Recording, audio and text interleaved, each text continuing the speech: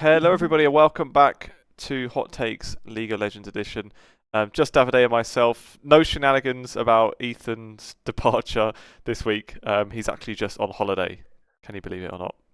How dare He's he? finally taking a break. Yeah, Yeah. on a beach somewhere, the bastard. But anyway, we're here as always, and yeah, we're gonna chat at LEC, bit of LPL and LCK sprinkled in. But let's just start with the LEC and just jump straight into it.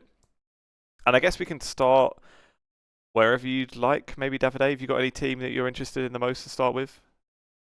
I mean, I'm just happy to, be correct about what I said last week about Los Ratones getting their win. Because, I wanted Ethan here, to be honest, because I really wanted to just shove it up his face, Because he was saying, like, oh, they're not going to win any game. And instead, they won two. And I'm actually quite happy, like not just for the team, of course, because I think it's a really good boost of morale, but just the way that LR has been trying to win. And I feel like this is probably going to be kind of their winning formula if they get more wins in the coming weeks, because I think the team still struggles when it comes down to early game execution, especially in the top lane, because Baus is bound to get you know, you either get counterpicked super hard, which then that will mess up the entire laning phase for him, or he just tries to stabilize, but his matchup is going to be always be a little bit on the uh, weaker end. But then just LR will try to make it work through team fighting, late like mid game and late game team fighting, and primarily through scaling comps, hoping that they can wait it out until they get stronger. Technically, this is what happened against Team Heretics. This is what happened against Shifters. Shifters, I was actually quite surprised, but not in a good way, because I thought they were a little bit stronger, but then they went on a 0-3 week. Um, and Did you see? that the draft against LR, Did you see yeah, the tweets from Nuke, like kind of losing his mind after no, after the Los Ratones game? Let me show them because no, I didn't. I got them here. I think he did like two threads of a few messages, but like one of them's got like 700k views because he just like I think this was like immediately after they threw the lead against Los Ratones. He said the first one, this fucking ridiculous shit. I'm gonna blow my skull to pieces. The next one, voila, we can't press our buttons. It's a crazy thing. I'm gonna lose it, bro. It ain't normal to stomp this game. Wait, hold on. It ain't normal to stomp this game in 23 minutes because we're shit in the bed. They must be 0-12 down. He's snatching wins, but we're jerking off or what, bro? Translation's a bit weird from the like Twitter built-in translator, but he was not a happy buddy, and I think he was like a bit tilted after that. Tilted. Yeah, I mean, I guess coming from like considering what happened, like how shifters showed up in the first week, it's definitely not a good looking. Especially because I think like they got, if I remember correctly, they got stomped by G2. The game against Vitality was also a little bit. Uh, I'm just quickly checking. I don't think it went super well either. Like it was a little bit closer, but it wasn't that close. Like they got even there, they got swept because they had an advantage. And I guess it's just like they struggle a little bit with um just general composure around team fights, I think. And I for the LR game, I think they went just overconfident. Like they tried to go for a super mega counter pick angle in the top lane with Nidalee. They tried to go with the Lucian bot lane. They clearly like put themselves on a timer, like it usually happens when you want to play these super early game comps. And the issue with those is that if you mess up one play or like you drop the tempo by one single bad play on the map, or maybe like not so good play on the map, and you just get steamrolled over as soon as like the 20-minute mark passes by. So yeah, aside from LR, I think I really want to talk about KC and Navi because I think KC is growing steadily. I'm actually quite happy about their level of play. I still think they're just like kind of chilling and slowly building up, which makes me optimistic in case KC will go to internationals. Because I think this year they clearly have, like they clearly have all the pieces together. They seemingly seem to have a great team environment. I mean, definitely better compared to whatever they had last year at the end of the season. Could it be much worse? And even I was talking, yeah, and I was talking to Yike yesterday. He was also quite happy about everything that's went down. So like everything that's been done. He always like he's mentioned that they're still trying to figure out a few things, especially around communication, because obviously Yahoo is still learning English and Kana is not as fluent, even though I think he understands quite a bit. But you know, that's something that requires time, and I think they have done quite a good job considering the short amount of time we've been into the season. Because I For think that Navi, Navi, I was uh, going to say that game was like kind of an interesting like benchmark game really, because Navi were were joint leaders, but had not really. I mean, they'd lost to Fnatic, who was like probably the tougher opponent that they had. KC had lost to KOI, so it was kind of like seeing like what level are they? Are they a similar level? Is there like a bit of a divide? And it did. I mean, it yeah, was like pretty dominant as well. yeah, I think that Navi's strengths comes down to Rilich. Obviously, if he is able in a good game, he can basically kind of take over the games. I think whenever the one thing that stood out for me for Navi is that their team fighting is still very messy, and I think that's going to be kind of their not like biggest issue that they have to work with, but one of the big things that they need to work on to make sure they can actually fight with the top teams. I think because like even against the was that game like the game against Fnatic where like they lost the 10k lead. It was mainly um, down to just them losing the advantage and not being able to close it out. And I think this just has to do with how you want to play the map once the first 15 minutes, 20 minutes go by. And yeah, I think it's quite a common thing, you know, like there are some good teams that they try to not like copy, but just they try to be as strong as like try to match the strong teams in the early game, but then they clearly like fall apart or like they drop down a little bit in terms of consistency and performance once they need to like play out the whole map. But yeah, you know, like I think it's definitely like still a very positive sign from Navi. Obviously, we need to see a little bit more because now they will have a couple of tough matchups ahead because they still have to play G2 and KOI on the last week, and they still have to play. I'm looking now, Shifters, GX, and LR. So technically, like On five form, yeah. pretty like pretty bad matchups. Probably like Shifters is probably one of the ones that you would assume it's probably going to be a little bit in their favor. But and even the LR one, but you never know. Like even we were talking about like LR was going to go 0-3 again, and they're 2-1, and they're tied with Heretics, Shifters, SK. So you Yeah. never know. The other team I wanted to talk about, I mean, there are so many teams that we can talk about here.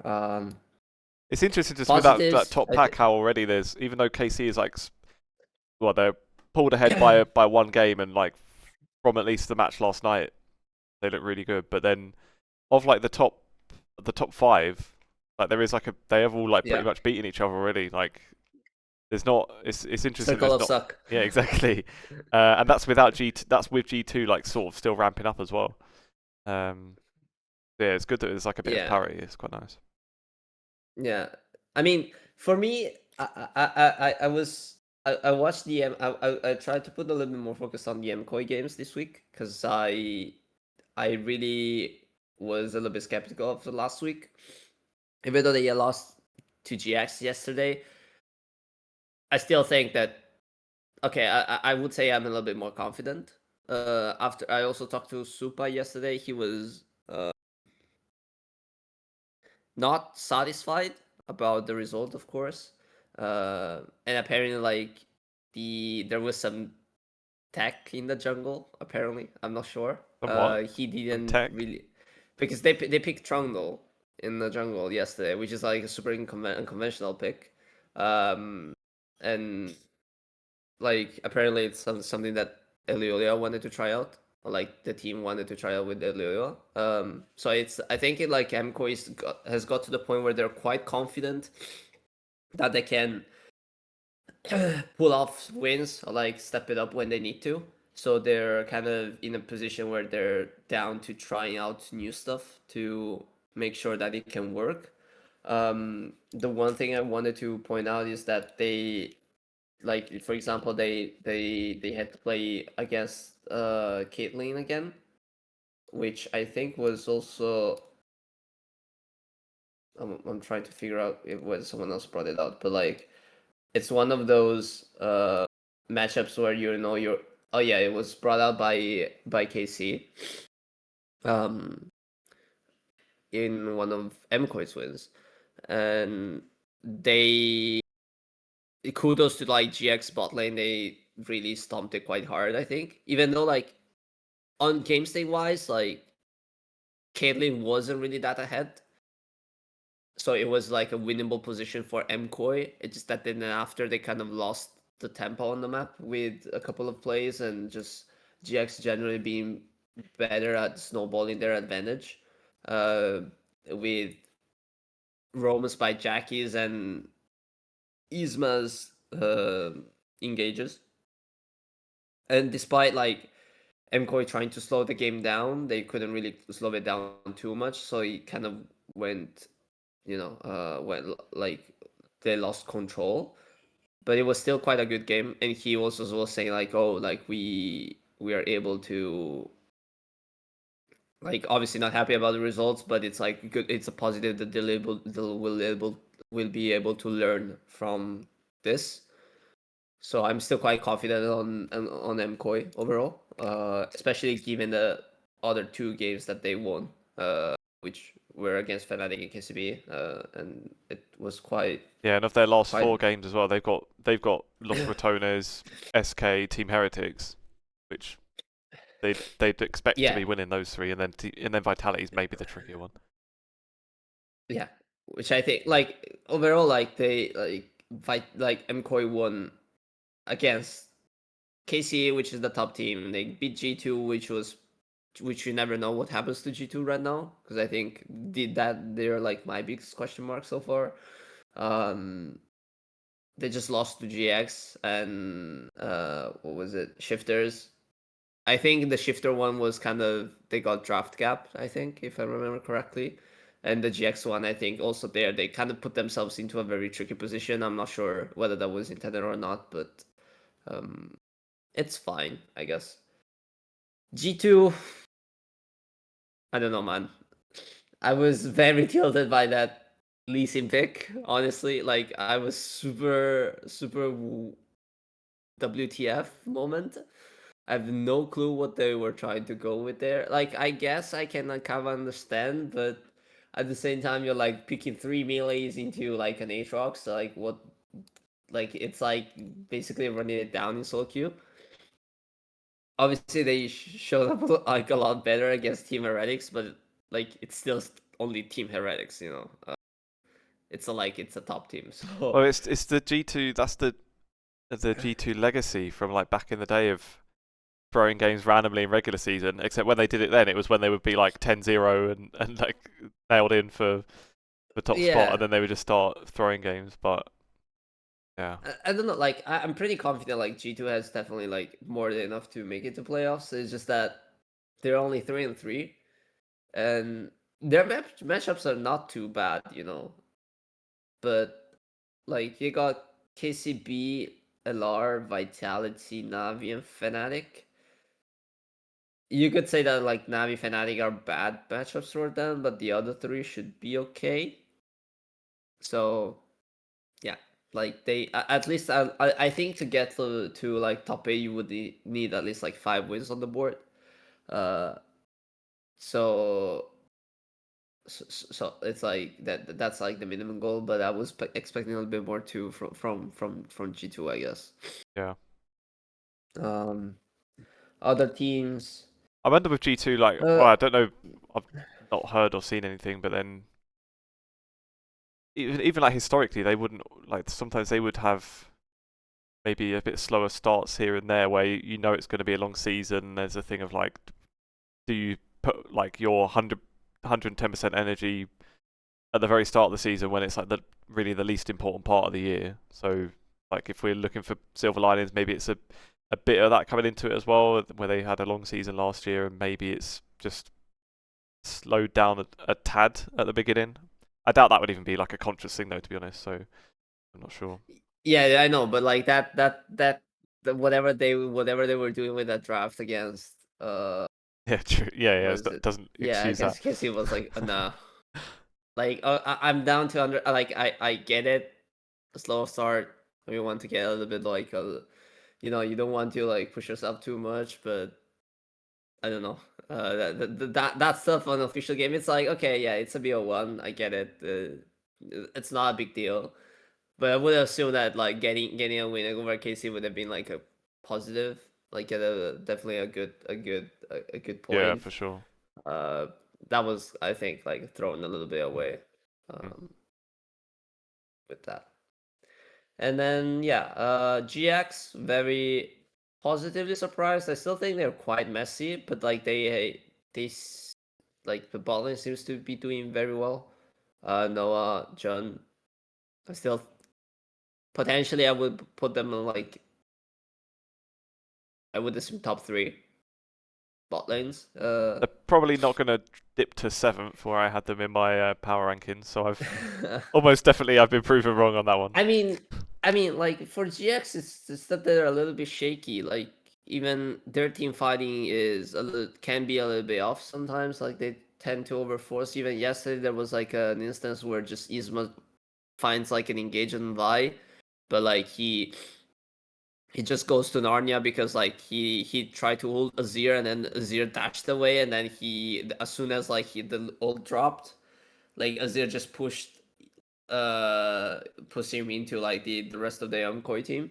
Uh, but yeah, definitely like they seemingly have found a good way to play around, and Lottie's playing super good. I think Noah and John are doing pretty good. Jackie is just quite stable, and Nisma is doing fine. So definitely like not a bad showing. But I would have to see them a little bit more after Pistol ones because I know that GX. I feel like GX does a pretty good job on single games. Not sure if that transitions into best of series as much, especially against stronger teams. Yeah, that's true. And yeah. What about the rest?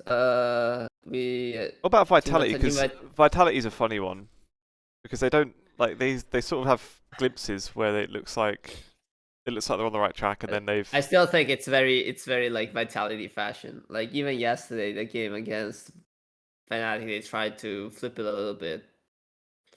and it was funny. Link has On Saturday, I started getting yeah. I started getting a few notifications on Twitter, and I just posted an interview with Boaster for Valorant, and I was like, oh, I must be getting, and I was getting notifications that I was getting quote tweeted. I was like, oh well, there must be a few people sharing the interview then. And then I went, and it was it was people quote tweeting the pad interview from like 2 months ago. Um, just pretty much all in French. So I don't really know they were in French or like they were gifs of stuff, but like they were not in they were not in his favor. Put it that way. So that was when when they were losing to Heretics, and presumably the Vitality fans not too pleased. But then it's not like not disastrous at the same time.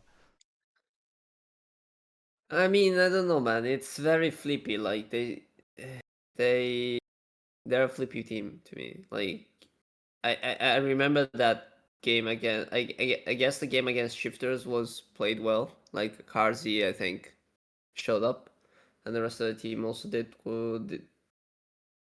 played egregiously, like decently. But the game against Fnatic was basically coin flip on a couple of plays, I think. And Naknako is my shining point of that team, and I still stand by it. I just think that like mid and bot lane can turn up occasionally. Like if they turn up, I would say they are close to like Navi in terms of level. Yeah. But the question is that they like if Navi turns up 5 times out of 5 or like 4 times out of 5, like Vitality shows up like 1.5, 2 times out of 5, and you don't know how badly it can go with the rest, like with the other 3 games.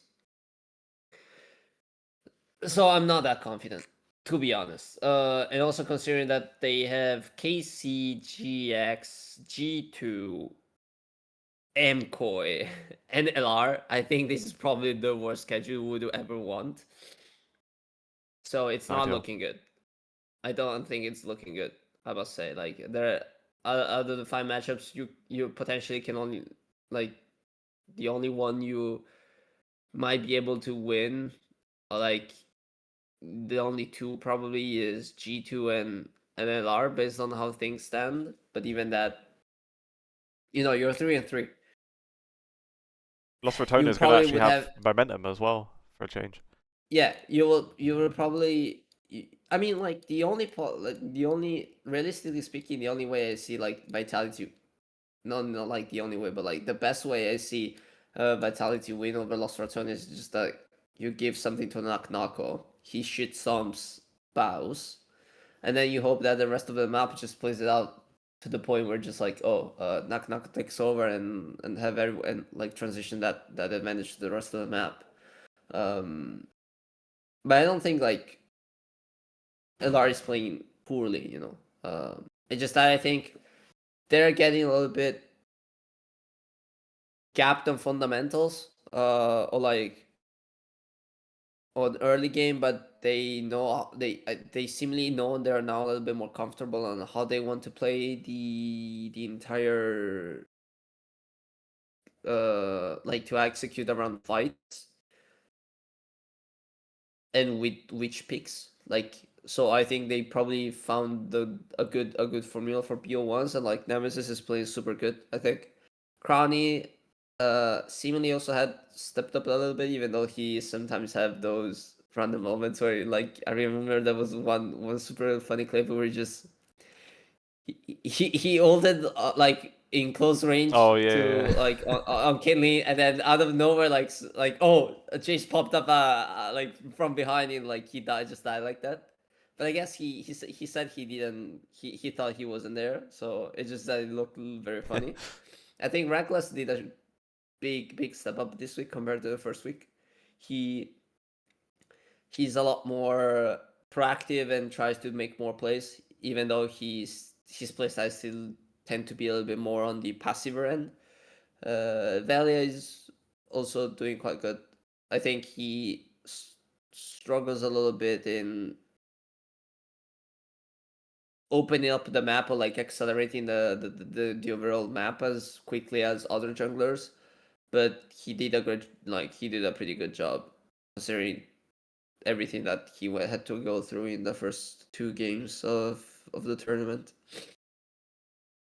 I'm a little bit sad about KCB actually, because I think like KCB had some pretty good early games. It's just that I think they just kind of lose a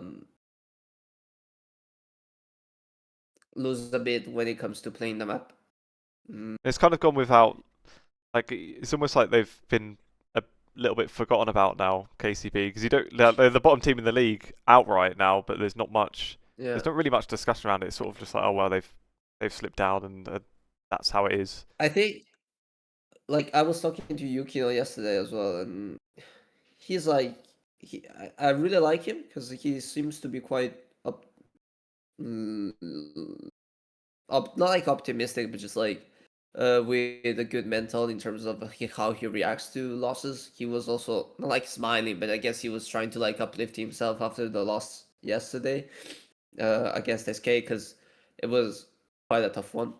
Like they got shit stomped basically uh, from the early game due to actually one of his misplays. But I guess it's more of a learning experience for them. I think that they just probably due to lack of experience and the fact that they have a couple of players that, like for example, like Tao and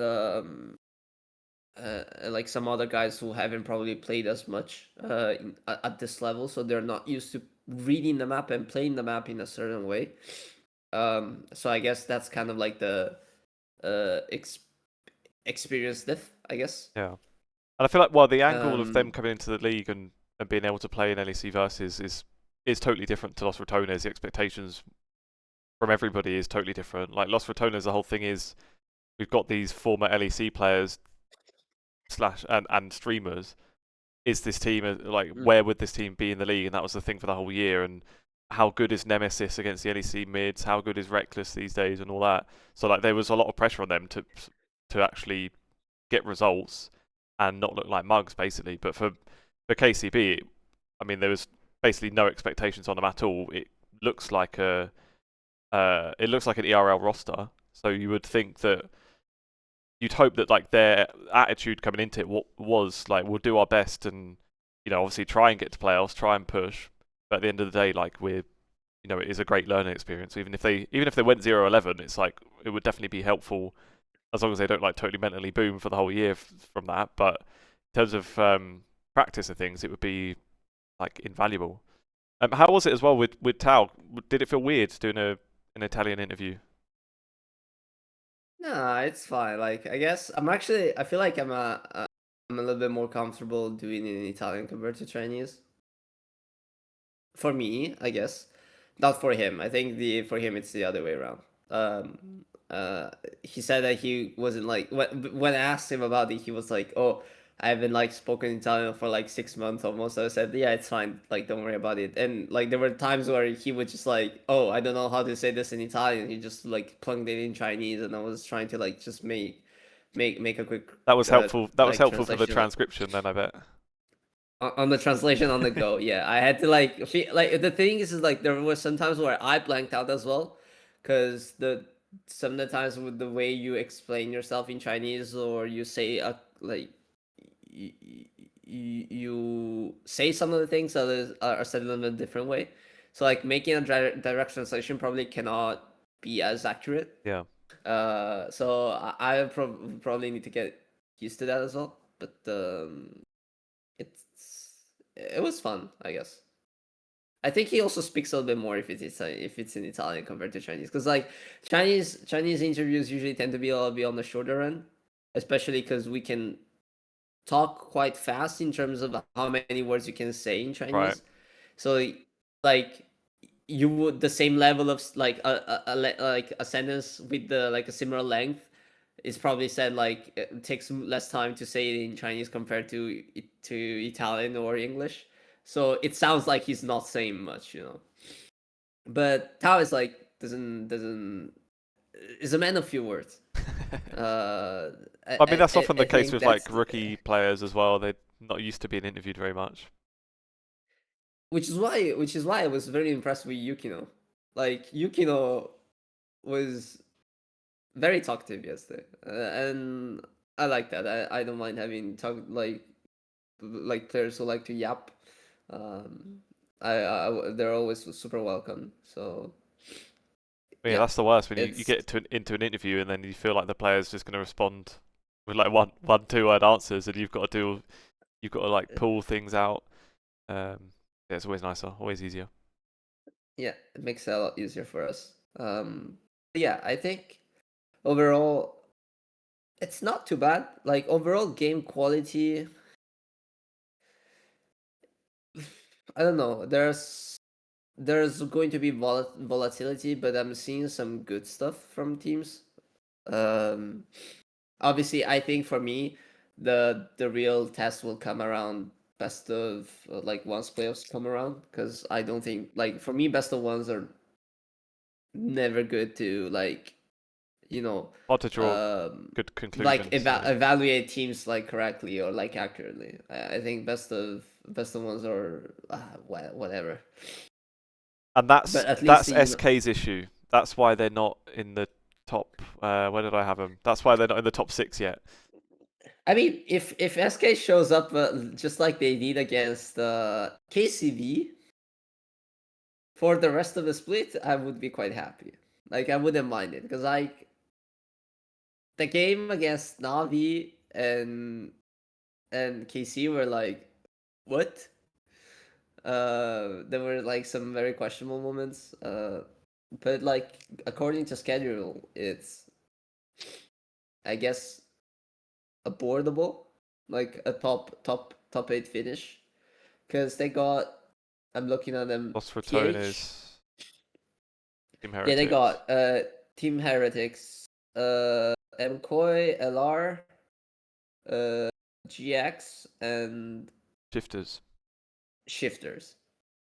So they're So, playing like, I 3 think, of the teams that are like directly around them that are also going yeah. for the 8th So spot. if they can get like if they can get wins on those, I think it's probably going to be good enough, Yeah. to qualify. And I wonder because like yeah, when Ethan was doing his interviews and people like all the other teams were pretty high on SK. I'm guessing that in early scrims they were looking good. Obviously, I know like there's always a thing scrims don't mean anything or they don't match like stage games. But there's still like they should be indications from scrims that a team can be good. But I wonder if it could even just be I don't know the way that like Mickey X would play in scrims. Maybe teams would get rolled by certain things that wouldn't really pass on stage, or maybe teams wouldn't do on stage. So there's always that sort of stuff as well. But I'm guessing like there had to have been something there that all these teams were actually expecting a lot from SK suddenly. Because no one thought that after the roster was first made either. It was kind of a couple of weeks into things that suddenly everyone thought they were going to be amazing. What about Team Heretics then? Because they seemed pretty much down and out. And did they get one win I or feel like, they got one win this week, right? Yeah, against Vitality. yeah, they got one win against Vitality, where they The got the loss to double Los Ratones penta. is like tough for them, like schedule wise and in terms of the table and that. Yeah, I guess it's. Mm, I still think they're probably going to be one of the lower end teams. I'm not sure why though. Like, I was probably expecting a little bit more Yeah, in terms of quality of play, but it feels like that they just struggle to play from behind, I guess, when they don't have an advantage. And I think the only shining point right now is Ice. Like, but I feel like in any meta right now, like, one man cannot do it all. yeah. So it's tough times. I mean, in It's fairness as tough well, times, especially. like, well, at least going off of our own rankings, I think we had them 9th, and between us, we had them from somewhere between 8th and 10th. So we basically had them as like a team knocking on the door of playoffs, but on the lower end, and that's like more or less where they are. Like, I don't feel like things are going way worse than anyone would have expected. It's just maybe not as many positives as you'd have hoped. Yeah, yeah, I think so. I think that's basically it. I don't. I If I had to name four teams that won't make it, I think TH and KCB are probably the only two that I'm Yeah, quite sure might not make it. I would see a little bit more from the rest. I think with LR it's very close. I think with like, LR has a chance, but it's partially on them, but it's partially on their opponents. Because I feel like the opponents have given them like a lot of chances to come back. Um, and my biggest worry is that the next few teams will do everything they can to yeah. stomp while also keep like finding a good way to like win matchups, but not giving them a way to come back like Shifters did with their draft. Like just avoid to like fall into the we steamroll you in 25 minutes comp. And I think it becomes very bad to fight. The issue you got as well, like if you're even like a Shifters or SK, Team Heretics and those sorts, if you're thinking like, right, we're still trying to improve, we think we're improving, and by week 3, let's say, we're going to be in the right spot and we'll be at the level that we're expecting. Every other team should be improving as well. Like once you are behind, it is very difficult. Even if you sort of start to get things together, other teams are, especially the start of the year, everyone should be improving like pretty rapidly. Once you have like a bad couple of weeks, it is very tough. I don't know. I would imagine of the 4 that are there, I think you're right that like Heretics and KCB, I would be comfortable like pretty much writing off that they're not going to make it now. SK, I would almost think the same, apart from like that I just wanted that roster to work, so that's why I'd hold out a little bit of hope. But of the current top 8, it's hard. I could see Vitality slipping and maybe like my guess would be that probably Vitality drops out and Shifters goes in and Los Ratones maybe cling on now. But I don't know who. Oh well, Los Ratones' schedule was pretty tough, wasn't it? That game, the Los Ratones versus Vitality, is a massive one. I don't know what week that's in. Is that? Oh, that's their last game for both of them. Last match, yeah. That could be an interesting one if they're both fighting for it. And then Los Ratones have SK right before that as well, so they by week 4 it's going to be like totally in their hands, really. Yeah, Los Ratones got a tricky week next week. KOI, I really E2, want to see NAVI. how they show up against like the top teams, because I Yeah. think that will kind of dictate the likelihood of them potentially getting like a comeback in the like getting 2 wins on the last week, because I don't Yeah. like the next week could be tough for LR, because there's a world where they just go 0-3 again. Same with And that Shifters would actually as well. complicate Shifters got Fnatic, NAVI, things. KC, and then their final game is against SK. So both of those are the 8th, Yeah, 9th actually, teams. like we haven't talked about Fnatic that much, but True. I'm Yeah. actually quite impressed. I think like Fnatic put up a decent show against Vitality and GX. Not surprised about their loss about MKOI, but I think the biggest takeaway for me is that they seem already found a way they want to play through, which is bot lane with the upset loss. But upset, honestly, one of a big not like surprise, but I guess the guy has just seemingly in the zone in terms of how consistent and um like the level of carry performances can put together. Razork is doing pretty good. I think the only weaker thing would be probably Empiros, who uh is obviously a little bit on the experience side, but uh I feel like Fnatic is trying to like draw out the maximum potential from best of ones, just to get like I guess they want to like lock in a good rankings first, and they might potentially then like try to do some stuff on the last week if the results are good. Um, but I feel like Emperos is getting a little bit less attention compared to the first week. Yeah. Um, and I would assume that that has to do with the fact that they realized, oh, we probably don't really win through topside right now. So they're decide to like falter back to something that they're more comfortable with. And Laspa has also been playing quite well. Like yesterday, it was kind of an insane performance for him. I think like that was not unexpected, but I guess just not what I would have assumed from him. Yeah, I was going to say that was like even more than Emperos, I feel like I was seeing more question marks around Lospa, like in terms of just the building the roster. And I saw people being pretty down on him, so he's done alright, and No, especially no, that's. Wait, go on. he's very Healy Sangish, I think. Like he just gives me that Healy Sang vibe right now. Like Someone said that, didn't they? he's Someone not. in one of the Yeah, interviews.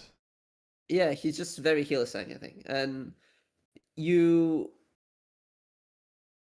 you will love that if you know that.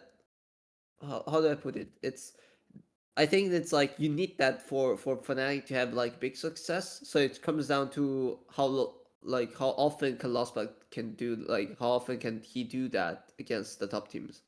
Um, cause because I think there isn't much going on aside from the bot lane. Like Vladi is playing okay, but I don't think like Vladi is carrying as much as Upset in these instances, and like also Vladi can have some off games. So like all the attention will be diverted to the bot lane, and Lospa will have to kind of be that playmaker to make sure that those plays can happen on the map. Um, so I mean, I I don't will blame them need to see either a little bit for more that from to him. be like the default plan for Fnatic is play through bots, because I mean Upset's just like so consistent as well. He doesn't really have off games. He might not look like the kind of superstar that like maybe Vladdy would when he's really on it.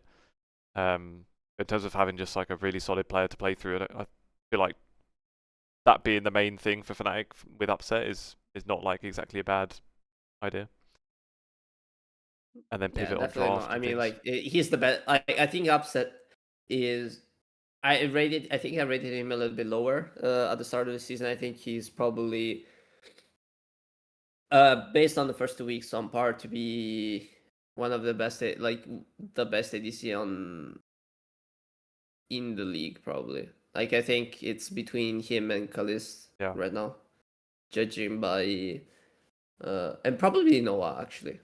I think it's there and there for between these three. Yeah. Fair.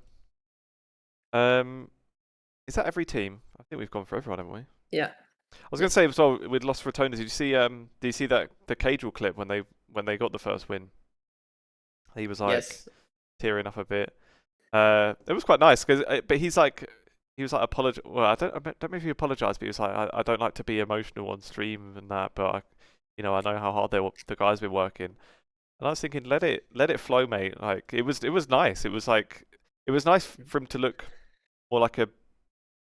This sounds weird. More, for him to look more like a human being in that clip. Because I know like where he's got so popular, he's kind of gone in like the XQC kind of route of like I don't even know how to describe it. Just like over the top reactions and stuff. And I get that that works or whatever. That's fine. But it was nice to be him like see him be like a normal human being and get a glimpse of like the real person probably there. Um, yeah, it was nice, and I imagine it has been like proper rough for them the first like week and a half. So fair enough, let it out. Yeah. Um, what did you think as well? Could you see I think you had an article on it as well that I had here. That they started the show a bit earlier now. So I guess it is Yeah. 6 games you got to fit in, and there are breaks and things sometimes. So it easily was going to what like 11, 12 p.m. sometimes. It's not like a huge change. 15 minutes earlier, or did they start? Oh no, pick and ban starts earlier, and then the pre-show No, yeah, started. it's like Yeah. I think just to make sure that like the show ends by around 10. Like for example, yesterday the the last game finished at like 9:45. I think this week's matches were a little bit faster. But like first week was terrible. Like I remember like the on Monday last week, like the last series finished at 10:30 CET. Uh, we when like you were supposed to like end it by, I guess it was like 9ish. 9:15, I Like guess, if they're saying that 8:30 is yeah, the last game. like 9:30 was probably going to be like the lowest. So it's like it went by over an hour. And I guess that was mainly driven just to the fact that probably teams weren't able to play as cleanly as they were, so there were like very scrappy fights, very long games because of Drakes, because you would just want to try, like most teams are playing around Dragon Soul, Dragon Stacking. Even Mickey X was saying yesterday on broadcast, like that's kind of like the standard formula, and if you lose one Drake, you get like one Drake gets stolen, like one the enemy team gets one, then you slow down the game by 5 minutes, you multiply that by 6 games, it's just alone only that it's like more than half an hour, and you don't even consider then the extra time that's needed between breaks, technical pauses, and stuff like that. So it's a welcome change, I guess, and it doesn't really impact team like Yeah. viewers and teams as much. And I think actually it makes it a little bit more enjoyable for fans because they don't have to like stay up until late. True. And I get to enjoy it as well because I Was don't have to like clock off work at at midnight.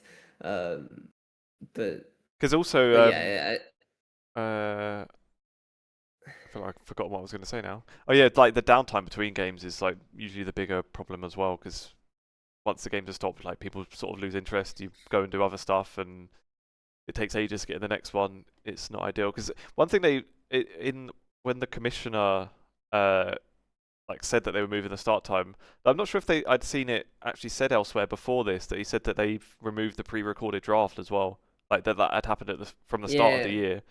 I don't yeah. remember if that's seeing that be mentioned somewhere before he said it here.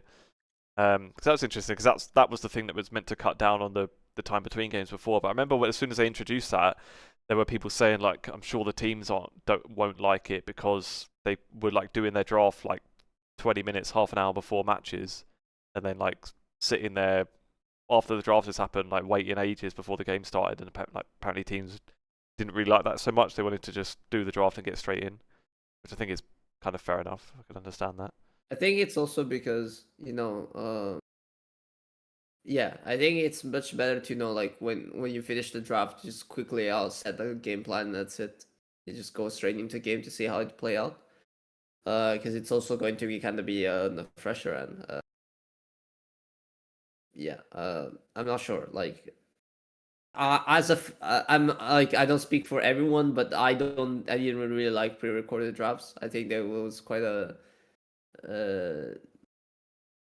like it didn't give me much like added value in terms of we're going to say like 5 minutes there, just but like I want to see the whole draft like you know play out on, and I also kind of want to see like the players' reactions on camera. So I wouldn't mind Yeah. that. I think it's much better to be this way. But Here's a like six question, games is and I very guess long. Yeah. this probably wouldn't make much difference in best of ones right now, but in Valorant, because in Valorant there is like no best of one, so it's always best of three minimum. And they do a pick and ban of maps rather than agents, or like rather than champs, whatever. Mm.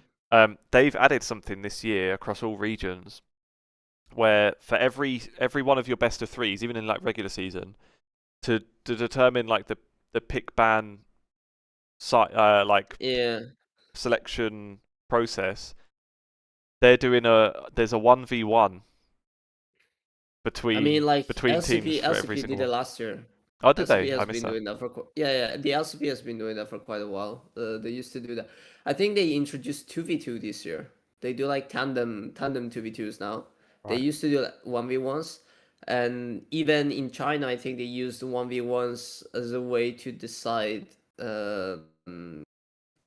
side selection, if I'm not mistaken. It like added a little bit of fun, I guess, for viewers, but I guess it just mainly comes down to like, like the shy shows up and like plays against like a super other popular player, and then you finally get to see them like 1v1 So them on the Rift and stuff like that. were they streamed then when they did it? Like, Yes, yeah, right. they did, of Yeah, course. because that's the thing. The weird thing with the Valorant one, it's not streamed or like recorded anywhere, so it just happens in the background, and you're told that this person, like this team, won. Ah, but they're not really making okay, content that's out of it, not which kind of fun. for me defeats the point. Yeah. Yeah, it's a bit weird.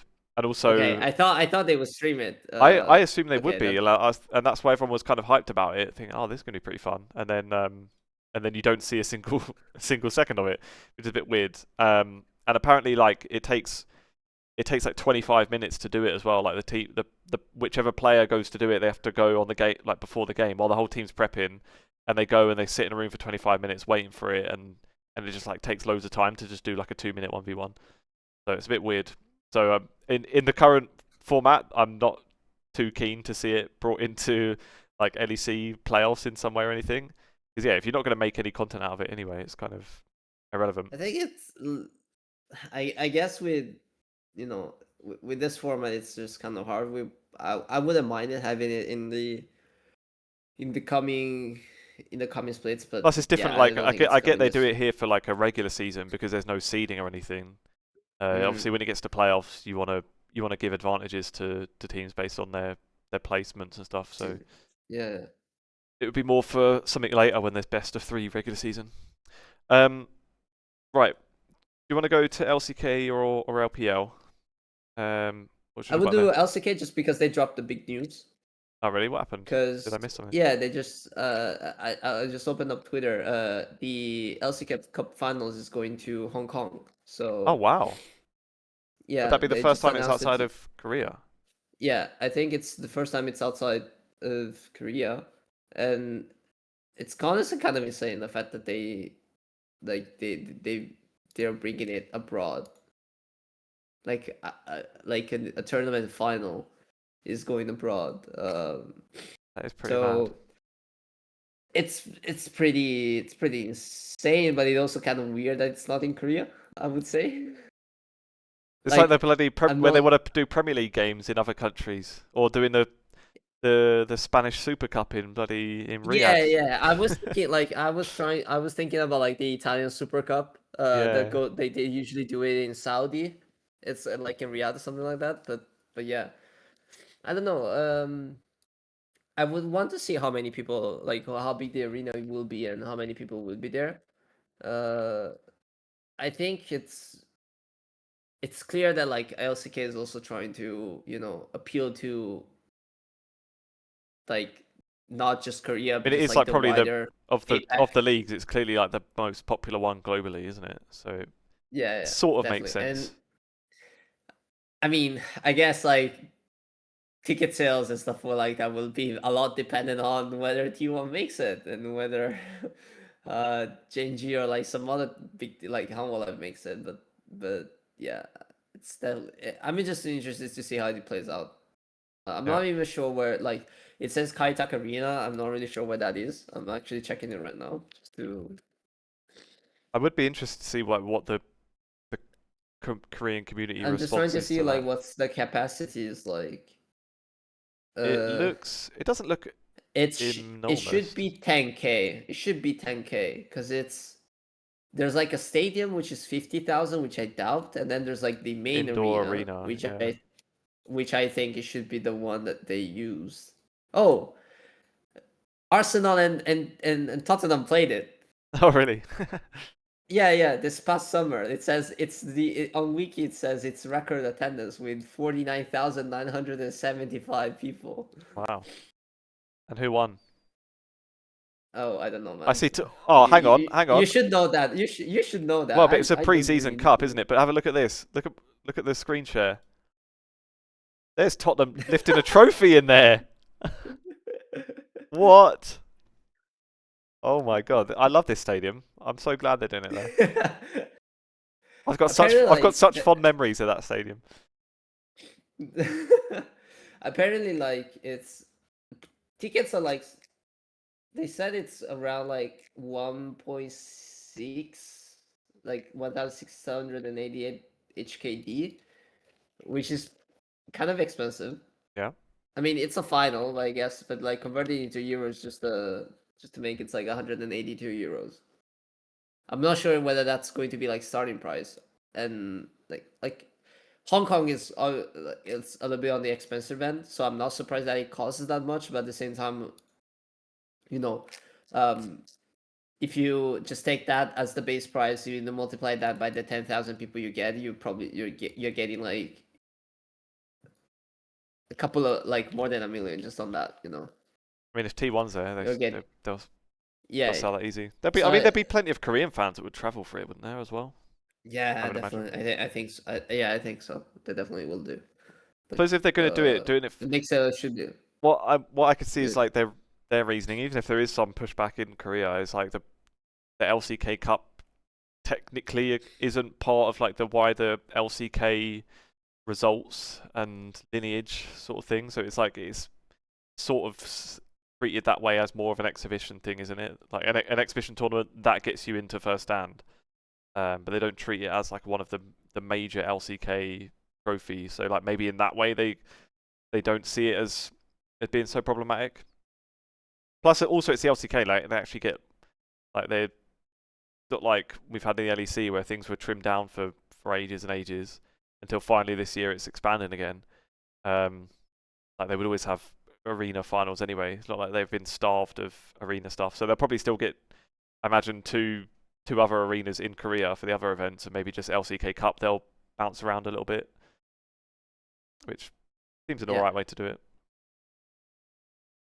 So I think it's going to be fun, at least, to be. see how it play out, and it potentially could be like a good starting point to see LCK getting, you know, hosted in other cities, like other countries. I doubt they will come all the way to here, but I would assume that it could be like, I don't know, like have a LCK final set up in Vietnam or some other Yeah, that's what I'm seeing. major major.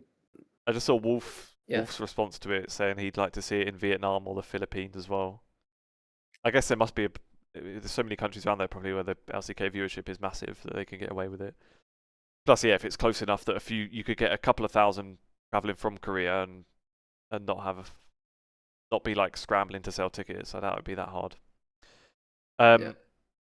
In terms of the actual games, then I guess the one thing from last week that we were saying about was kind of figuring out how good D plus are once they they had some tougher opponents, I guess. But D plus against Gen G happened this week. Gen G won, so that kind of helped to answer that question. So it seems like Gen G still are on top. I didn't notice actually until this week exactly how that format worked of the two groups, that the groups are tallied against each other. I didn't quite clock onto that. That was kind of an interesting one. So of the two groups in the LCK Cup, one of them will get like more teams in playoffs than the other one. Bit of an odd one. I mean, that's how it was last year as How well. was it? It's just, I think it's just a way to, like, you know, spice it up. Yeah. And like, if for example you get T1 against, I don't know, like Hammo Live multiple times, it's going to be a you know, not like within the group, but just like you just get like lower with this setup. I feel like stronger groups in general will get rewarded more. Yeah. Instead of like, oh, each one plays on its own, but it's also like very flippy for um like the bottom tier teams. It's like, I remember last year was, I think, Nongshim and I'm having like blanks, I'm blanking out, but there was like a team that was struggling a lot last year in one group, but they won a stronger group, and then they kind of got rewarded for it. Just checking. Yeah, like Nongshim was fifth, but like they went 2 and 3, but they still got over. Like they still get, even if you go like 0 and 5, you could have qualified for play-ins, you know. Yeah. And it's apparently like it's the same case here.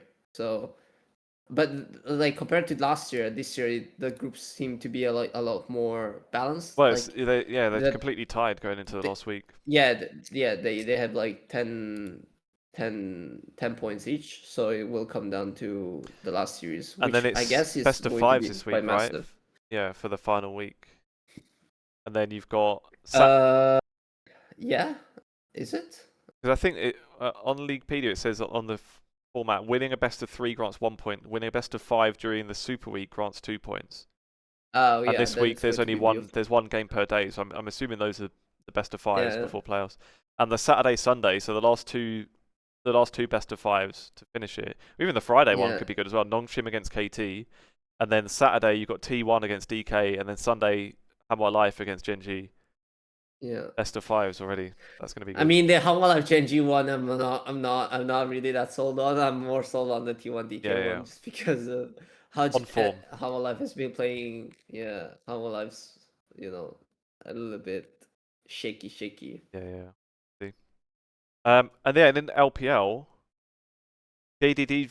We were talking about this just for a second before we started, but I can't even say it. JDG against BLG happened twice in 4 days, which is kind of mad. So last Friday they played, and then yesterday they played again. JDG won both times, which is kind of mad. The Tabe effect, isn't it? I guess. I guess it's the Tabi effect, but that just to me, I think it's just BLG has some flaws, and like I think Tavi is super good at finding those flaws, like finding like how he cannot really like raise the team's potential in terms of raw power, like from the players, but he's super good at raising the potential through strategic play. And I think it was quite visible in the series against BLG twice. Um, and the fact that like JDG after their slow start, where they got beaten by AL and IG, they're now like on good form. Like actually they lost also to Weibo as well, but they're like they're doing quite well. I think it's definitely like a good sign that JDG is kind of living up to expectations of being one of the top 3, top 4 teams. I would say they're with AL and BLG. I think they're the top 3 right now. I'm a little bit disappointed by Weibo Gaming because I thought uh they would show up a little bit better. Mainly Xiaohu has been mid lane has been a little bit shaky. Top lane isn't really like Zika is not really doing that great. And the only like great shining point is kind of like basically Elk, but he is also having some off games as well here and there. So yeah, I think it's going to be between these 3 teams, and I think probably BLG, GDG are going to be contesting the title Yeah. based on how things stand. Like even AL, I don't know. Like AL has like a good floor. Like they've already shown me that they're basically like maintaining the level of play from last year. But I think the new meta is like handicapping them a little bit, just because um they, like we said last week, they are just they used to win because they could neutralize the laning phase, which was their weakest point, but now they're getting exploited on that. So unless I see them performing better when it comes to lane fundamentals, I doubt that they can match the other 2. How was it for LPL that they started already with the 2 weighted groups? How did they figure those out? Was that based on last year They have 3. Yeah, they have 3 oh, groups 3 groups? this Sorry, yeah, year. yeah. Yeah, the top 6, the mid pack 4, and then the bottom 4. Yeah, And it's based on LPL split 3. Uh, I think based on the split 3 performance from last year. I see. Because you could, I mean, that's it. For me, that's a bit of a weird way of doing it, where teams can obviously change like massively, but then I guess it's probably not none of the top 6 at least that you think have dropped off enough that they shouldn't be in the top 6. Uh, I mean, I think it's kind of somewhat. I'm not really a fan of splitting the groups like that. Like I think it's I think definitely not. it's It doesn't make sense to do it for the two first split. I don't think, regardless. like 2 groups is fine, like kind of like the LCK does. I'm not really a fan of splitting into 3, but at the same time, I guess um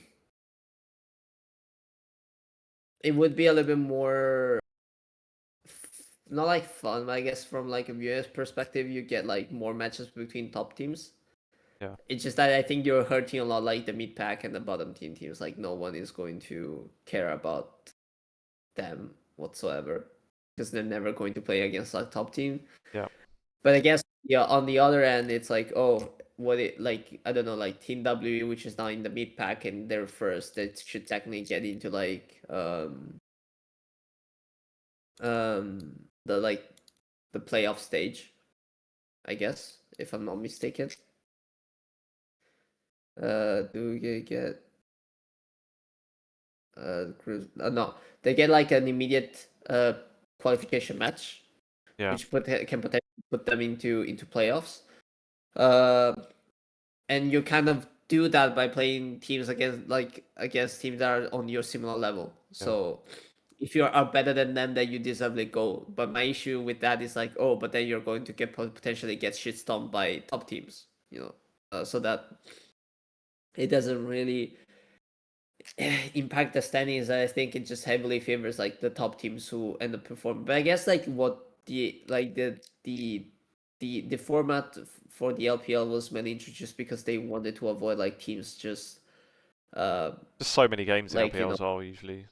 And no, yeah, but what I mean is like they just wanted to avoid teams not investing into the rosters. Like they want to right. make their rosters somewhat competitive. So like they're saying, oh, if you play bad this year because you decided to like I don't know to throw away your season and uh, spend like invest little money on it, that you're going to get penalized in the coming year, like upcoming splits. Right. I guess that's kind of the way they wanted to, and they want to reward strong performances, like strong and consistent performances over multiple splits. That makes sense. Yeah, but I don't know. I feel like it's probably like first time it's probably going to be BLG JDG. I would assume. Yeah. See. Maybe AL. I don't know. Is there any other bits on your mind? Yeah, I mean, there's a little bit about LCS, but I must be honest, I haven't really been able to follow. The one thing that I know is that FlyQuest is won their first series in very convincing fashion. Yeah. Apparently, um, this guy, this guy team actually won against Sentinels, which that one was quite a surprise, especially considering that this guy's had like apparently like a substitute mid laner, jungler. Oh Sorry. yeah, like every team's got subs basically, haven't they? Yeah, yeah, but like Kryra who's Canadian apparently didn't get his visa done, so now they're playing with a jungler called Kisno, and they beat Sentinels. C9 beat TL. I guess that wasn't really unexpected. Lion beat Dignitas, which I guess was expected. Yeah. But yeah, I think we'll probably have to wait a bit more. But this week definitely interesting because we get C9 Lion, and like I want to see whether like how FlyQuest will be because I think the two teams with the no actually three teams with the highest potential to me are C9, Lion, and potentially FlyQuest. But I thought FlyQuest would need a lot more time to to like figure things out, but apparently like they already been on quite a like positive like good trajectory. Um and with like they got Cryogen, Gakkos, and Griffin, who are all three super young, and then they got Quad and Masu, who are obviously good core. With Thinkard in the coaching position, I think it's going to be exciting to see how it plays out for them. Yeah. I think FlyQuest and C9 are the teams I'm mostly invested in this first part. Lion is okay, but I guess that was expected. Like you have Inspired Berserker and Dokla, which I think are some of the best players in your role. Uh, so it wasn't that unexpected for Yeah. me. I'm actually a little bit concerned about TL though, Because I thought TL would put up a stronger fight against C9, but they couldn't really do it. But yeah, I guess this is it. Yep. See how it goes. Yeah. I guess with TL as well though, like the one kind of weird one was Jose Diodo as the jungler, wasn't it? But so I guess we'll see how he develops. So I remember when he joined FlyQuest like years ago, and he was like proper hyped up then. And I don't remember him being like particularly bad, but it wasn't amazing. And then he sort of disappeared back to Latin America for a few years. Now suddenly popped back up on Team Liquid, but it still doesn't feel like there's that expectation from him this time. But obviously players get better over time. So for all I know, he might have developed, and it just needs a bit of time to bed in. Because it's also it's still like the mostly Korean team from like back in the day when they had the full Korean thing going. So yeah, it might just take a bit of time to gel in there, I guess. We'll see. But Yeah. I think that Korean players. Yeah, I guess. pretty much wraps it up then for this week. Thanks for joining, Davide. Yeah, Thanks for thank you a listening lot, and watching, man. everybody. And we will see you again next week. Catch you then. See you. Yeah.